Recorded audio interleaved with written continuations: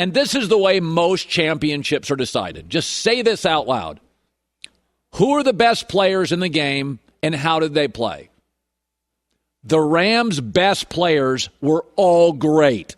Aaron Donald was the most physically dominating player in the game. Von Miller, pass deflections, 2 sacks, was unbelievable. Matt Stafford, the best drive by any quarterback. Cooper Kupp, the MVP. The Bengals stars, Joe Mixon, Jamar Chase, Joe Burrow. The Bengals coaches told you, the game plan told you what the Bengals thought about the game. We can't block the Rams. Joe Burrow was sacked 7 times. They were anemic on 3rd down. Outside of a gift touchdown on a pass interference call that wasn't called on the Bengals, that 150 yards passing. The Bengals could not sustain drives. The Bengal coaches were telling you how they prepared the game plan. We're not going to be able to block Aaron Donald, and they couldn't. The Bengals did not have a single normal touchdown drive. They had a 75-yard gift from the officials. You're complaining about Logan Wilson. It's the reason you led. And then they had a halfback pass, telling you they knew if they got down to the red zone, they would not be able to move the Rams' defensive line. They had to go to tricks. And the Rams, on a 3rd to 4th string wide receiver, on a 3rd string tight end, butchered call that gave the Bengals a touchdown, still won. In the one drive all game for the Rams that they had to pass, and I talk about this all the time, it's much harder to pass in the NFL when everybody knows you have to pass.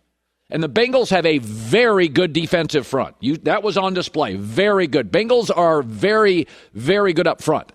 But in the one drive the Rams had to pass, and everybody in the stadium knew it, 15 plays, 79 yards.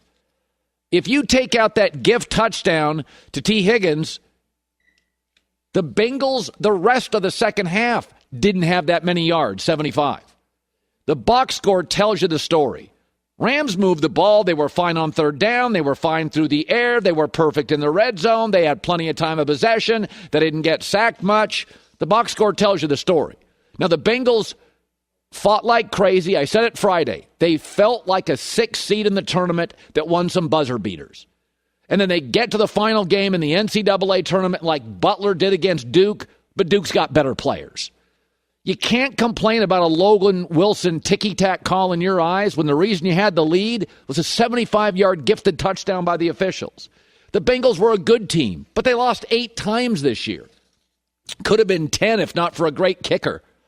They were overwhelmed physically by the Titans in long stretches. They were outgained by the Raiders in the playoffs. They trailed 21-3 to the Chiefs. The best players in the game, all the Rams' best players, were clearly unstoppable. Stafford, Kupp, Von Miller, Aaron Donald. And they did it with an unbelievable resilience because they had a receiver playing in the game, a rookie from Notre Dame. You didn't see him in the regular season almost at all. He became a vital receiver. They were on a 3rd string tight end because the backup had some brace on his shoulder.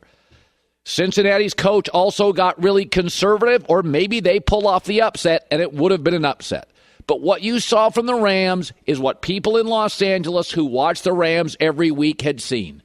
Resilient, overcoming injuries, the best players dominating when they had to, and the best 4th quarter quarterback in the National Football League, Sean McVay, after the game. It's going to sound like a broken record, but that's what makes this team great. That's why they're world champs, is our best players stepped up in the most crucial and critical moments. You end up losing some guys who are asked to step up. I just can't say enough about how much I love this group. They played for one another. There's something really powerful about being a part of something bigger than yourself, and you could see that the way that these guys competed. Love these players, love these coaches, and they're world champs. Let me talk about Matt Stafford for a second. And we know what I'm about to say is true. It's self-evident. Where you land in the NFL will overwhelmingly dictate your success as a quarterback.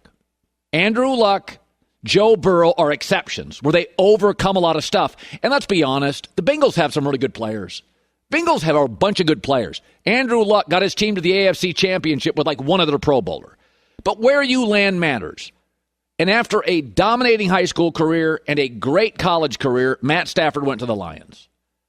So finally this year, for the first time in 13 years, he got a functional head coach and a functional owner and a functional GM and a functional roster.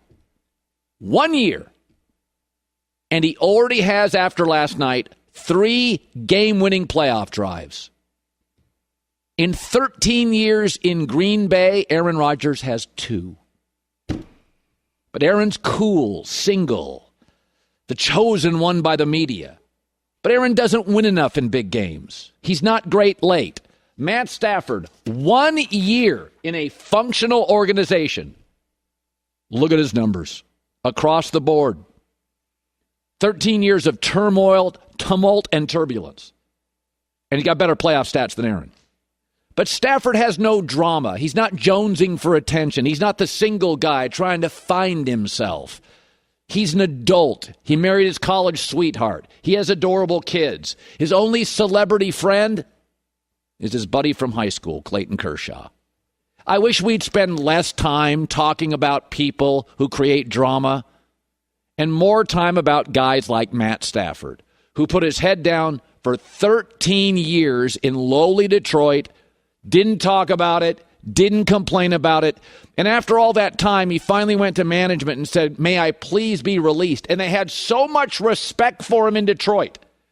They cared so deeply about Matt Stafford, they let him choose the team and they let him stay in the NFC because they respected him. They knew they'd underserved him.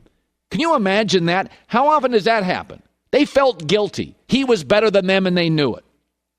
I know he's not cool and single, doesn't wear corduroy suits and tell you, "Hey man, that's just your opinion on vaccines."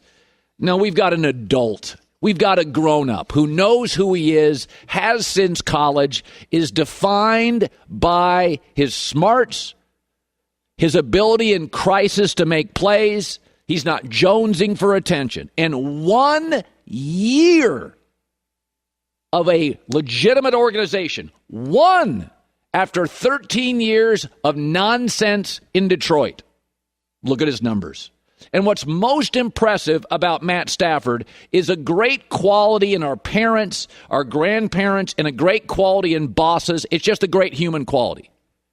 When the fit hits the shan, when your team is melting down in Tampa, when you have to be great in crisis and things aren't perfect like yesterday, OBJ is out and your tight end now is your third and fourth stringer and you're playing rookies at wide receiver, that's when he's at his best. The guy in Green Bay is great when he's comfortable. It's Detroit. It's the regular season. They're favored by a touchdown and they lead late. Matt Stafford this morning has more game-winning playoff drives than the guy he shared a division with. The difference is he got no support. So little support that the Lions put their arms around him when he just asked to please be traded and allowed him to go to a team that was likely going to beat them if they faced. That tells you a lot about Matt Stafford. No drama, total adult, at his best in crisis, and a complete and utter baller. Never a bailer, always a baller. That's my kind of quarterback.